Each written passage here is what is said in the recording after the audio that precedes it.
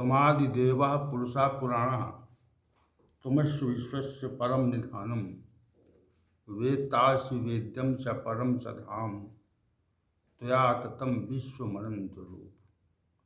वायु यमः अग्निवर्णः शशांकः प्रजापतिस्त्वं प्रपितामहस्य नमो नमस्तेस्तु सहस्रकृत्वा पुनश्च भूयोऽपि नमो नमस्ते। वसुदेवसुतं देवं कंसचारूरमर्दनं देवकी परमानंदम श्रीकृष्णं वंदे सकतगुरुं कृष्णं वंदे सकतगुरुं।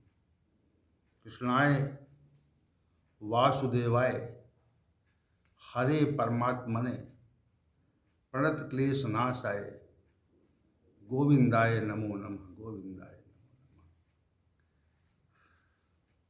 हम सब आज पुनः एक बार भगवत गीता के इस विशेष ज्ञान सत्र में उपस्थित हुए हैं और पर्याप्त अंतराल के उपरांत ये भगवत गीता का सत्र पुनः आरंभ हो रहा है। जहाँ पर समापन हुआ था वो भगवत गीता का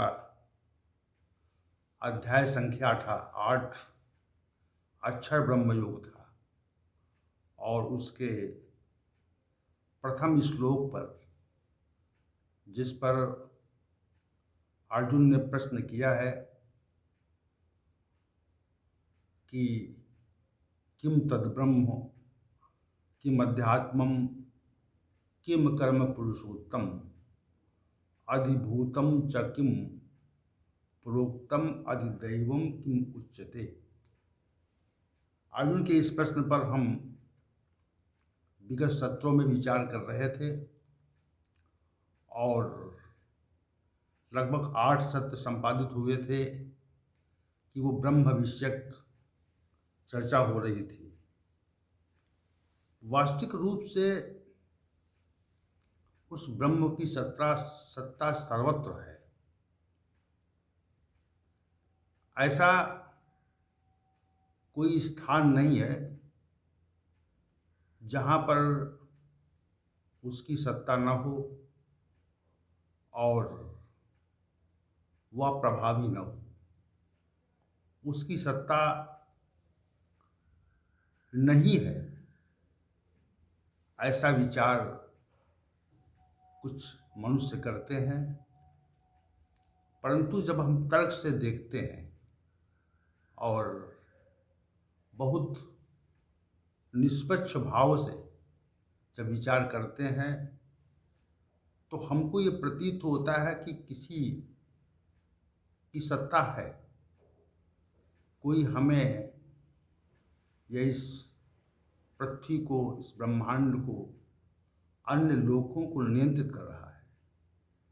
तो किसी की सत्ता है, किसी के नियंत्रण में सब हो रहा है।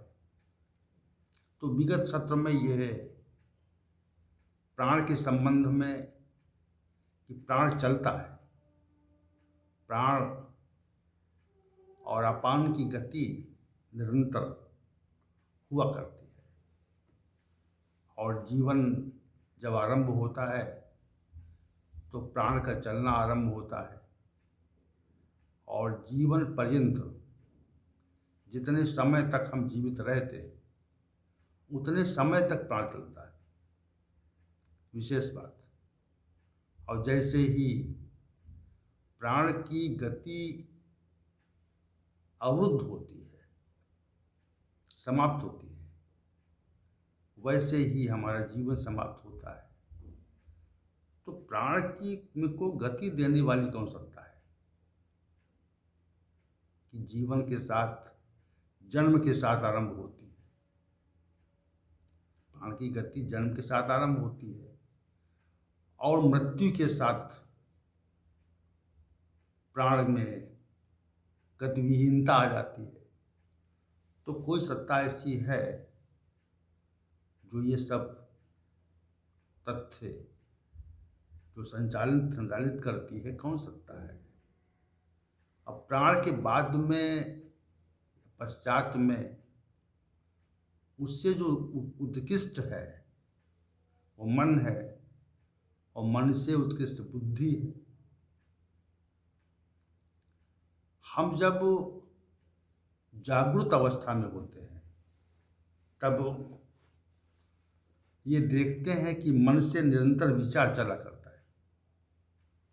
कोई क्षण ऐसा नहीं होता जागृत अवस्था में या स्वप्नावस्था में जब मन विचार न करे, मन से विभिन्न प्रकार के संकल्प न हो। ऐसा संभव नहीं है। और दूसरी जो सत्ता है, दूसरी जो शक्तिशाली तत्व मनुष्य के शरीर में है, वो बुद्धि है। तो बुद्धि उन विचारों पर नियंत्रित भी करती है, उस पर अपनी दृष्टि भी रखती है।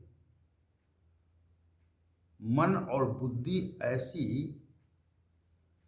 ऐसे शक्तिशाली तत्व मानव के शरीर में डाले गए, जिसके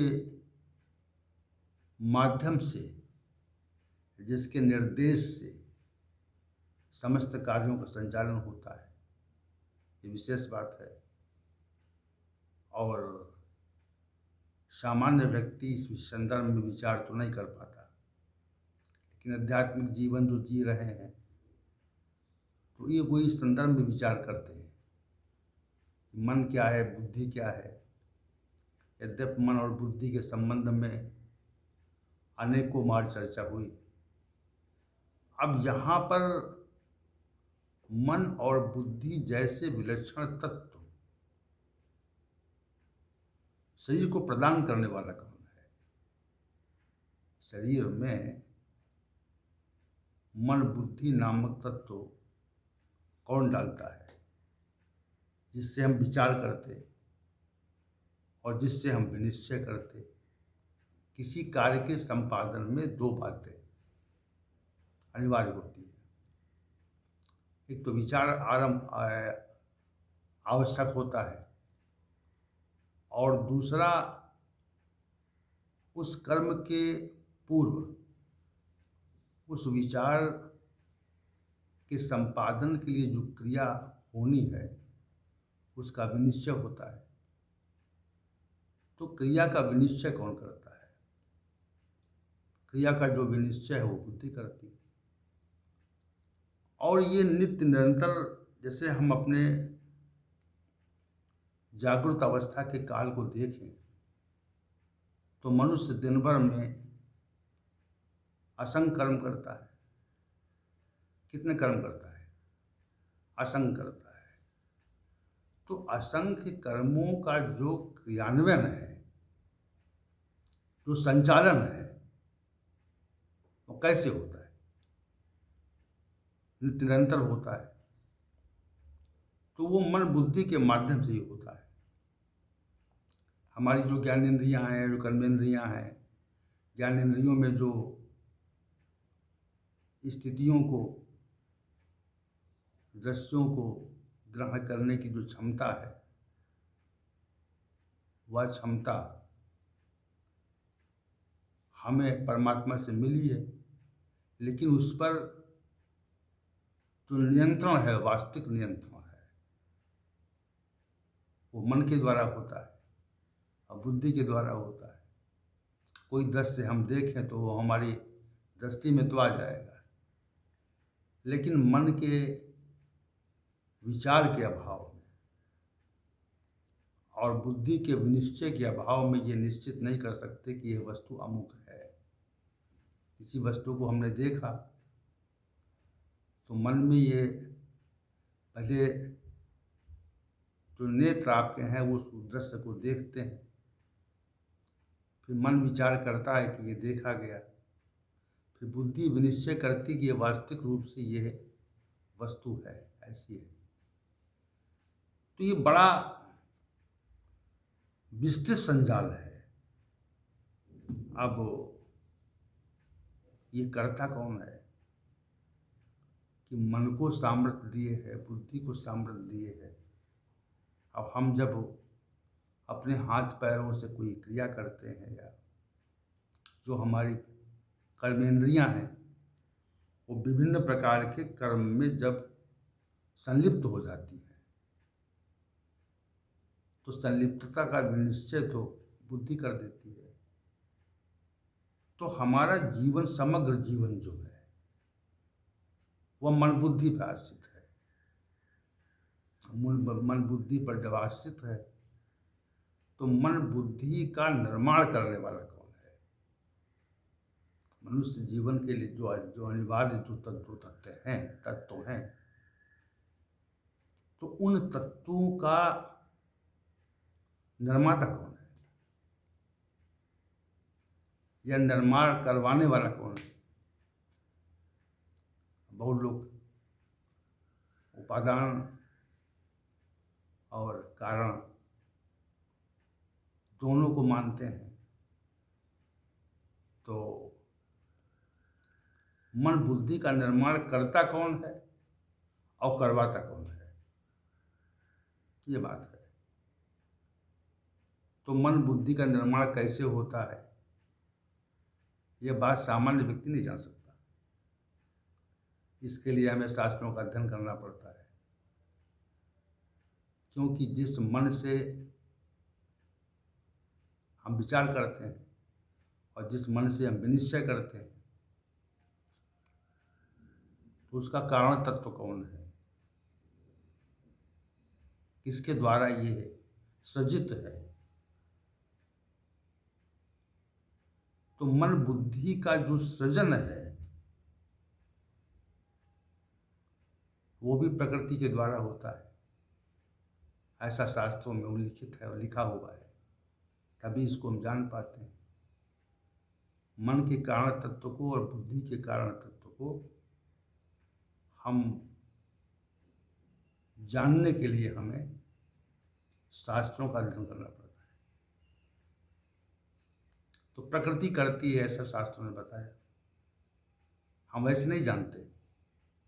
वैसे हमारे मन और बुद्धि में सामर्थ्य नहीं है कि हम जान सकें कि मन का कारण तत्व कौन है, बुद्धि का कारण तत्व कौन है। तो शास्त्रों ने बताया कि पहले मैं तत्व होता है, फिर अहंकार होता है।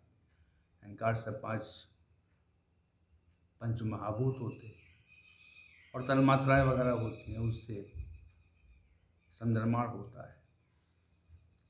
तो एक प्रक्रिया उन्होंने बताई और इसको मानने के अतिरिक्त हमारे पास कोई विकल्प ही नहीं है कि हम उस प्रक्रिया को ना माने। तो प्रकृति निर्माण तो करती है, लेकिन प्रकृति निर्माण करती है तो निर्माण करवाता कौन है?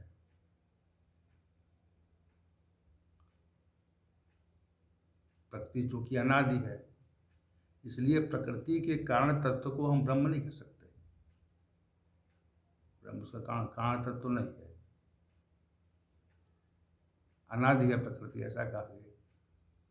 प्रकृति पुरुषम विद्धि अनादि। प्रकृति और पुरुष को अनादि समझिए आप। तो ये विषय नहीं, अनादि है। मन बुद्धि का जो कारण तत्व है वो प्रकृति है, लेकिन प्रकृति से कार्य लेता कौन है?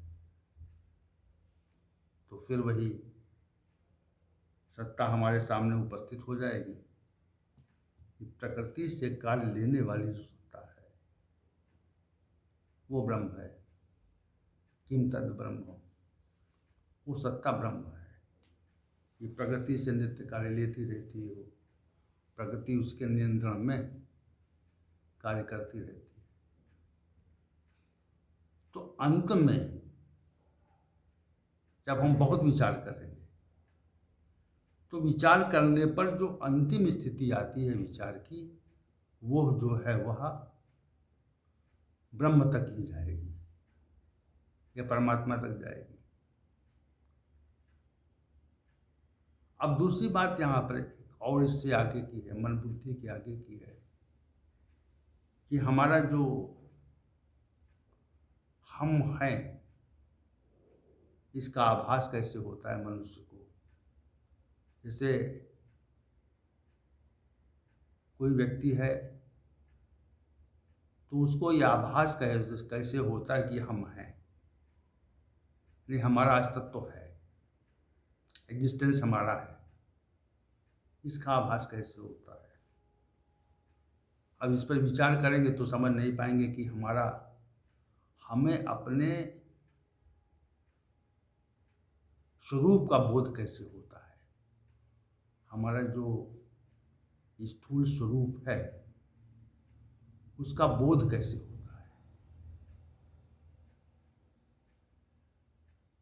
हम कैसे जानते हैं कि हमारा ये नाम है और हमारा ये कार्य है, हम इस पद पर कार्य कर रहे हैं। जैसे कोई शिक्षक है या कोई न्यायाधीश है, तो शिक्षक को ये ज्ञात है कि हमारा ये नाम है और उसको ये ज्ञात है कि बालकों को शिक्षा देना हमारा कार्य है। न्यायाधीश को मालूम ज्ञात है कि हम न्यायाधीश हैं और न्याय करना हमारा यह मुख्य नाम है, हम न्यायाधीश हैं और न्याय करना हमारा कार्य है। और उसी भाव से वो कार्य करता है, अपने नाम को लेकर के और अपनी सांसारिक स्थिति को लेकर के वो कार्य करता है। तो ये बोध कैसे होता है, कैसे हमको ज्ञात है कि हमारा ये नाम है और लगातार हम जागृत अवस्था में जानते रहते हैं कि हमारा ये नाम है। से हमारा कोई नाम लेके हमको पुकारे तो हम बोलते हैं, उसको ग्रहण करते हैं कि हमें बुलाया जा रहा है। दूसरे व्यक्ति को बुलाया जाए तो दूसरे व्यक्ति को ये ज्ञात होता है कि हमारा नाम लिया गया और फिर हम बुलाए जाने पर जाते हैं और जो प्रश्न किया जाता है उसका उत्तर देते हैं। तो ये जो समग्र कार्य है, जो बोध है, मनुष्य के अस्तित्व का जो बोध है वो कैसे होता है, किस प्रकार मनुष्य अपनी स्थिति का बोध करता है, उसे ज्ञात रहता है कि हम क्या हैं और हम जो हैं वह ही हैं, उसी को लेकर कार्य करते हैं। तो कोई पूछेगा कि आप क्या हैं तो हम कहेंगे कि हम व्यापारी हैं और हमारा ये नाम है और हमारा ये कार्य है। तो ये जो बोध है, ये जो कार्य, ये जो हमारे स्थूल शरीर का जो निश्चय है, ये कौन है? तो हम इस पर जो विचार करें तो हमें जान नहीं पाएंगे कौन करता है। ये बात समझ नहीं सकते कि हमारे स्वरूप को बनाए रखना कैसे होता है।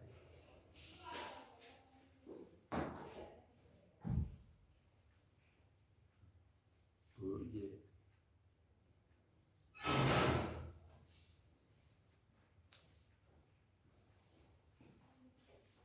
स्वरूप का जो बोध है, हमारे स्वरूप का जो बोध है वो हमारी विचार शक्ति से बाहर है। उसके कारण को जाने, अगर हम जानना चाहें जान नहीं सकते। फिर हमें शास्त्रों की ओर देखना पड़ता है, फिर हमको शास्त्रों की तरफ देखना पड़ता है कि हमारे जो स्वरूप का, जो बाह्य स्वरूप का या स्थूल स्वरूप का जो बोध कराने वाला तत्व है वह अहंकार है। जो मैं तत्व से प्रकट होता है, अहंकार प्रकट होता है। अहंकार नामक तत्व हमारे शरीर में हमारे अस्तित्व का बोध कराता है। अस्तित्व का बोध कराता है। बुद्धि तो विनिश्चय करती है, लेकिन बोध कौन कराता है? हमें सज्ञानता कैसे होती? उस सज्ञानता के लिए अहंकार रूपी जो तत्व है वो हमको सज्ञान कराता है कि हम ये हैं और हमारा ये कार्य है, ये बोध कराता है। अब अहंकार रूपी तत्व, ये बात हमको शास्त्रों से ज्ञात होती है। शास्त्र हमको बताते हैं कि अहंकार नामक तत्व हमारे अंदर डाला गया तो हमको अपने अस्तित्व का बोध होने लगता है। अब ऐसे नहीं होता, अस्तित्व का बोध हो रहा है निरंतर हो रहा है। जागृत अवस्था में नित्य निरंतर हमको अपने अस्तित्व का बोध होता है, ज्ञान रहता है कि हम ये हैं। अब शास्त्रों ने बताया अहंकार नामक तत्व कारण होता है, तो अहंकार नामक तत्व का कारण तत्व कौन है? तो कहले मैं तत्व है, मैं तत्व से अहंकार है। गुणों में क्षोभ होने के कारण मैं तत्व प्रकट होता है, मैं तत्व से अहंकार प्रकट हो जाता है। ये शास्त्रों ने बताया, हमें नहीं अज्ञात है, हमारी पहुंच वहां तक नहीं। शास्त्रों के माध्यम से हमको ज्ञात होता है कि ऐसा है। और वही अहंकार नामक तत्व का एक सूक्ष्म रूप प्रत्येक मनुष्य में, प्रत्येक प्राणी में डाला जाता है। जैसे जानवर है तो किसी पशु में, किसी पशु का जो स्वभाव है, किसी पशु का जो वास्तविक स्वरूप है, उसका जो कार्य है, जैसे पशु को भूख लगती है और प्यास भी लगती है, तो भूख प्यास जो लगती है तो उसको भोजन चाहिए और जल चाहिए। तो भोजन जल को चाहिए, इसका आभास कैसे होता है? इसके आभास के लिए विचार करेंगे तो उसको भी अपने स्वरूप का बोध रहता है कि हम पशु हैं। यद्यपि उसकी ज्ञान शक्ति तो लगभग शून्य होती है, जैसे मनुष्यों में होती है वैसी नहीं होती। ज्ञान शक्ति शून्य होती है। मनुष्यों में जो ज्ञान शक्ति होती है वो विस्तृत होती है, पशु में नहीं होती। तो हम इतना कहना चाहते हैं यहाँ पर, जो अपने अस्तित्व का बोध है, अपने अस्तित्व का जो मनुष्य को बोध है, वो अहंकार के कारण होता है। अहंकार नामक जो तत्व है वो सूक्ष्म रूप से हमारे शरीर में प्रकृति के द्वारा डाला गया है और इसी कारण हमको बोध होता है। अब ये बोध हमको नित्य रहता है, उसमें अनित्यता नहीं आती, उसमें अनित्यता नहीं है, नित्य बोध रहता है। तो अहंकार का कारण तत्व क्या है? कहना प्रकृति है। और प्रकृति किससे नियंत्रित होती है? तो ब्रह्म से होती है। तो फिर हम ब्रह्म तक पहुंच गए। विचार के लिए, विनिश्चय के लिए और अपने अस्तित्व के बोध के लिए हम प्रकृति के आश्रय में रहते, और प्रकृति जो है वो ब्रह्म से नियंत्रित होती है। तो ये जो तद्ब्रह्म है, किम तद, यद्यपि श्री भगवान ने इसका जो उत्तर दिया है अक्षरम ब्रह्म परमम से दिया है। कि परम अविनाशी ब्रह्म है। इस पर विचार हम कल करेंगे। यहाँ पर ब्रह्म की जो सत्ता है, उसका जो नियंत्रण है, उस पर हम विचार कर रहे हैं। अब ये विचार इतना विस्तृत है, शरीर के संबंध में विचार किया हमने। शरीर के जो 3 कारण हैं, मन, बुद्धि, अहंकार, उसके संबंध में विचार किया कि इनका जो मूल नियंत्रण करता कौन है, तो प्रकृति, और प्रकृति से बाद में ब्रह्म। तो ये बड़ा विलक्षण बात है। मतलब इसमें कोई कि मनुष्य का जो अस्तित्व है, मनुष्य का जो बोध है, वह वास्तविक रूप से उस परमात्मा से ही नियंत्रित होता है, और उस परमात्मा के नियंत्रण में हमें ही समग्र सृष्टि चलती रहती है, और इसकी स्थिति नित्य है।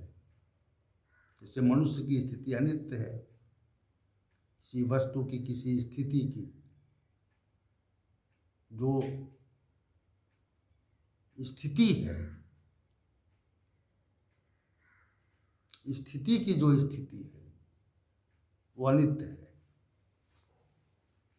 नित्य नहीं है। लेकिन जो स्थिति का कारण है वह प्रकृति, तो प्रकृति को भी अनादि कहा गया। लेकिन जो उसका नियंत्रण करता है वो ब्रह्म है, वो नित्य है। शरीर का क्षय होता है, शरीर का क्षय होता है, और इस जगत में, इस ब्रह्मांड में जो कुछ है वह उसमें विकार है। यानी विकार का अभिप्राय है कि परिवर्तनशील है। तो परिवर्तनशील है, ये विकृति उसकी है, और परिवर्तनशील है इसलिए वो अक्षर नहीं है, वो क्षर है। परमात्मा इस विकृति से, परिवर्तनशील स्थिति से, या विनाश की स्थिति से, क्षय होने की स्थिति से वह परे है।